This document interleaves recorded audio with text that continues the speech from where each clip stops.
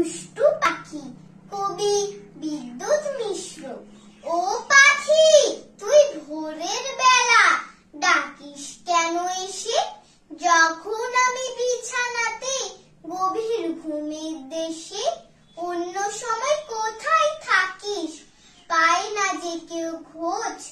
ভোরের বেলা আমার কাছে ডাকিস এসে রোজ। কিছু কথা বলবি নাকি ভোরের বেলা তাই? কানের কাছে কিচিরমিচির ডাকা যে তোর চাই।